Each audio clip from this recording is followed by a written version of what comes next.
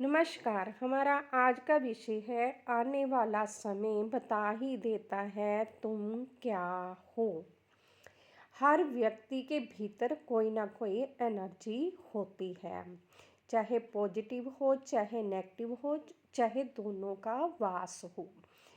अगर आपके भीतर बैठी एनर्जी पॉजिटिव है तो वह आपको हर उस कार्य के लिए रिस्क लेने के लिए उकसाएगी जो भविष्य में एक दिन आपका शौर्य बढ़ाने वाला है, क्योंकि पॉजिटिव एनर्जी की जीत लासानी होती है। जे वे सब कुछ हारने में यकीन रखती है जो इसके जीवन लक्ष्य के मध्य में आता है या फिर उसे छोड़ते जाता है, हाथों से फिसलने देती है जो इससे छूटकर जाना चाहता है या पीछा छुड़ाना चाहता है। बिना किसी तरह का अफसोस पालते हुए वह सब त्याग दीजिए जो पॉजिटिव एनर्जी ने कराया है, परंतु हाथ में सिर्फ ये आया है कि आपने इसकी सुनी है और वही किया है जो इसने करने को कहा और जैसे करने को कहा था। व्यक्ति अगर पॉजिटिव एनर्जी का कहना मानता है तो वह ठीक है कि पहले पहले कर्मों में रुष्ट होता है, दर्द होता है कि मैंने ऐसा अच्छा दिया जिसके बदले में कुछ अच्छा प्राप्त नहीं हुआ, परंतु बाद में उसे खुद ज्ञात होता है कि इस एनर्जी ने जो कराया है उससे अच्छा तो कुछ हो ही नहीं सकता।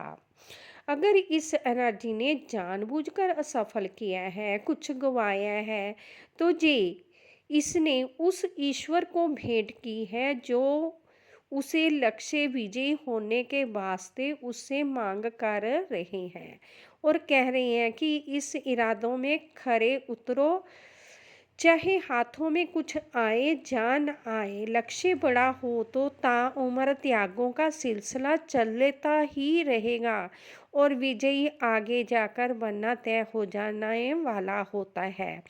वर्तमान ही भविष्य बनाता है। अपने इरादों को पूरा करने के लिए जो दुनिया को दिया है वह वापस भी मिल जाता है।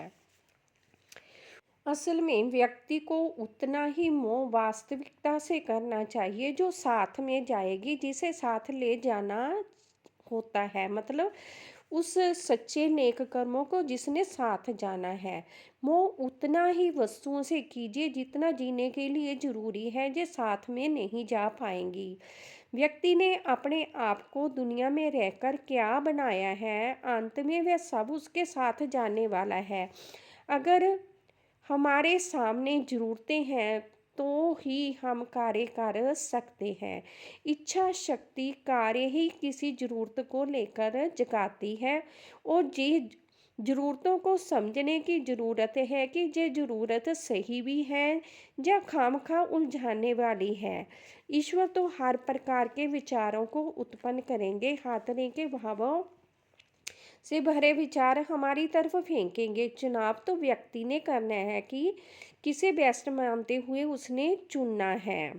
कौन कैसा है जान सभी को आगे बढ़ते ही चले जाओ और सही इरादों को पालते हुए पॉजिटिव एनर्जी को परखो। आपको तब जे ही नजर आएगा हर उसके लिए तुम एक सही व्यक्ति हो, जिससे तुम जैसा लाभ ले रहे हो उसे वैसा लाभ दे भी रहे हो जैसा उसने तुमसे चाहिए था। परंतु अगर तुम्हें जैसा चाहिए उसे प्राप्त कर लेते हो और दूसरे को तुमसे जैसा चाहिए उसे वह देने की बजाय कुछ और ही किसी और ही तरह का देते जा रहे हो तो फर्क पड़ता है।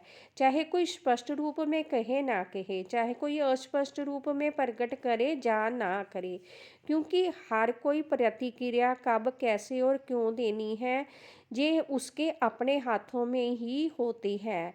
अगर नहीं भी देनी है तो ये भी उसके भीतर रहस्य छिपा हुआ होता है कि क्यों नहीं देनी है।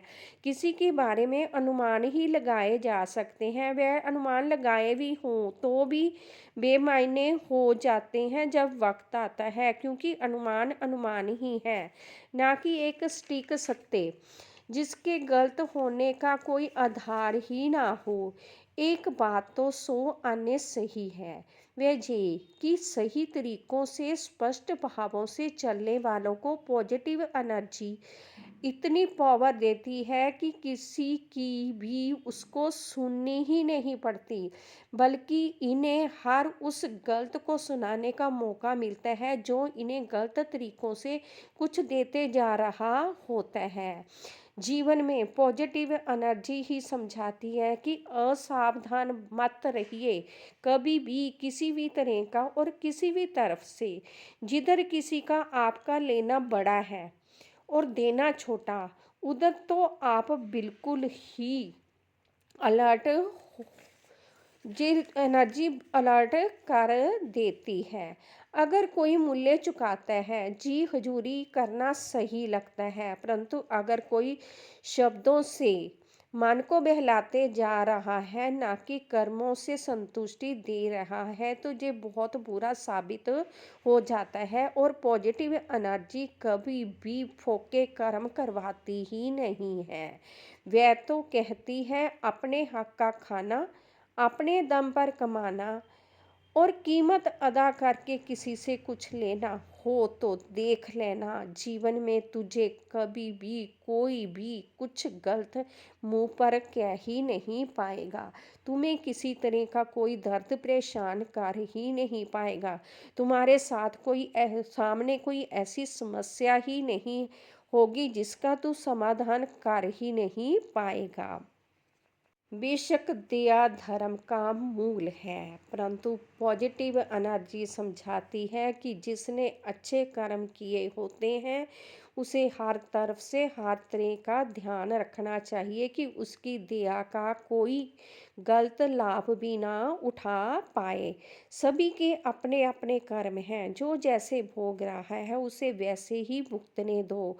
तुम अपने कर्मों के भुगतान करते हुए आगे बढ़ो, तुम अपने अच्छे कर्म करते ही चले चलो और उन जिम्मेदारियों को अच्छे से संभालना, प्यार से संभालना और अपना पूरा प्रेम उसमें बसाकर देना।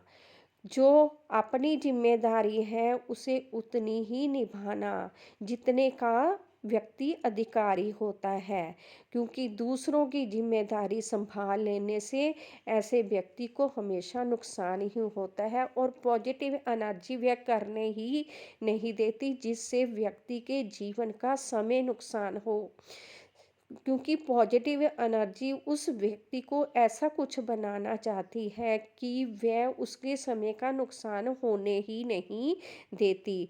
नकली प्रेम के झांसे में पॉजिटिव एनर्जी कभी आने ही नहीं देती, जे बता देती है कि ये नकली प्रेम के झांसे में मत आना, क्योंकि ये दिया ही कुछ छीन लेने के लिए होता है। जरूरी नहीं धन छीना जाए, ये सद्गुण भी छीन कर ले जाती है, ये और बहुत कुछ छीन कर ले जाती है, अपनी आभा को भी खत्म कराते जाती है। असल में नकली प्रेम अपने छोटे छोटे सहायक कर्मों को एहसान बनाकर व्यक्ति को बोझिल कर जाता है और पॉजिटिव एनर्जी व्यक्ति को कभी बोझिल करना ही नहीं चाहती, वह उसे हल्का रखती है।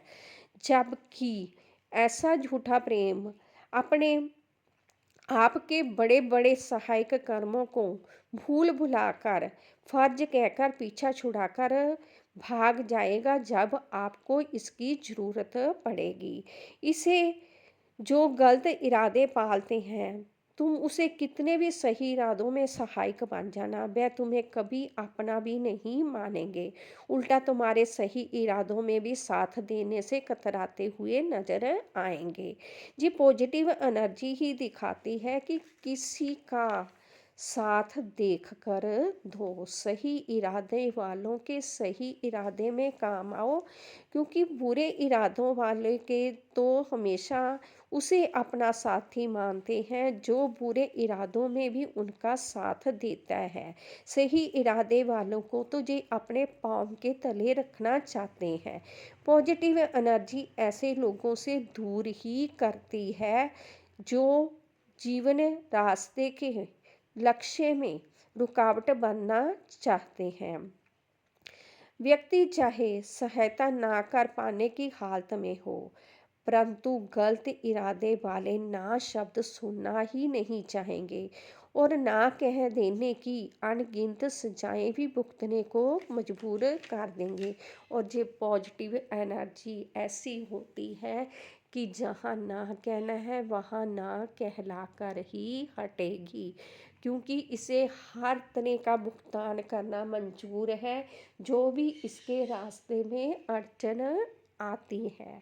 और आने वाला वक्त बता ही देता है कि जिसने सही इरादों से पॉजिटिव एनर्जी को अपने जीवन का हिस्सा बनाया है, वह कुछ ना कुछ अच्छा ही प्राप्त करते हैं। वह दुनिया को भी अच्छा ही देकर जाते हैं। सारा इतिहास फरोल मारो, जिन्होंने भी सही इरादों से पॉजिटिव एनर्जी को अपनाया है, उन सभी के नाम इतिहास में सुनहरी अक्षरों में दर्ज है। और लोग उनके बनाए हुए रास्तों पर चलना ही चुनते हैं। अगर सुख चाहते हैं, संतुष्टि चाहते हैं, तंदुरुस्ती चाहते हैं, प्रेम चाहते हैं या जीवन का मज़ा प्राप्त करना चाहते हैं। धन्यवाद हमारे विचार ध्यान से सुनने के लिए। खुश रहें, खुशहाल रहें, हर खुशी आपके पास रहे।